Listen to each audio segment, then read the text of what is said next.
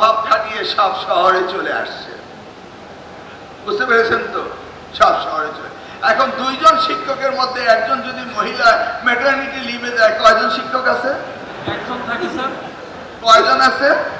সেক্ষেত্রে একজনের বিদ্যালয়ে থাকে। সেই ক্ষেত্রে একজন আছে। এবার বুঝলেন তো how do we run the ministry? বুঝতে পেরেছেন তো? এখন সকলে এই শহরে চলে আসে। এইভাবে সব ঢাকা শহরে, সব সিলেট শহরে, সব কুষ্টিয়া শহরে, সব খুলনা শহরে। Am I right? কি এই এক্সপেরিয়েন্স তো আপনাদের? জি স্যার। এই যে বিগত 20 বছর ধরে এই যে ট্রান্সফার গুলো হলো, এই তালিকাগুলো কি করেছেন? করেছেন? মন্ত্রণালয়ের চিঠি এসছে না? জি স্যার। হ্যাঁ, মন্ত্রণালয়ের চিঠি এসছে।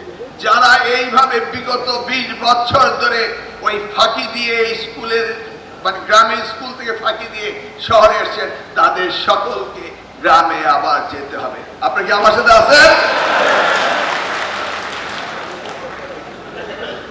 বুঝতে পেরেছেন তো? ওই যে বললাম না, শিক্ষা সকলে। এই হলো প্রাথমিক স্কুল থেকে যাত্রা।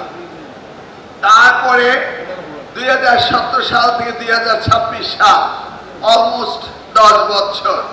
এই 10 বছরে আবারও কত শিক্ষক রিটায়ারমেন্টে গিয়েছেন একবার ভেবে দেখুন। আপনি একজন প্রাথমিক স্কুলের শিক্ষক, আপনি শিক্ষকতা করছেন, শেষ জীবনে রিটায়ারমেন্টের সময় হেডমাস্টার হয়ে রিটায়ারমেন্টে যাবেন, একটা আশা আছে না আপনার? কিন্তু এ যাবৎ কত হাজার শিক্ষক রিটায়ারমেন্টে চলে গেল, হেডমাস্টার হওয়ার মুখ দেখলো না। বুঝতে পেরেছেন তো? ইতিমধ্যে আরো 17,000 খালি হয়ে আছে। 65,500 আমাদের সরকারি বিদ্যালয়, তার মধ্যে নিয়ারলি 50,000 তো নাই, আরো বাকিগুলি মিলিয়ে আরো 10,000। 60,000 টিচারের শর্টেজ নিয়ে শিক্ষা মন্ত্রণালয় চলছে। আবার অপর দিকে দেখা গেল ঢাকা শহরতে বড় শহরগুলো সব অ্যাটাচড হয়ে চলে আসছে।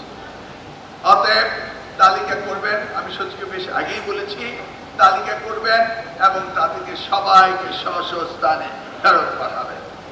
তারপরে যদি কোনো ট্রান্সফারের প্রয়োজন হয়, উপজেলা ইউনো হেডেড বাই মাধ্যমিক অফিসার, প্রাথমিক অফিসার, দুজন গণ্যমান্য ব্যক্তি নিয়ে আমরা কমিটি করে দিচ্ছি।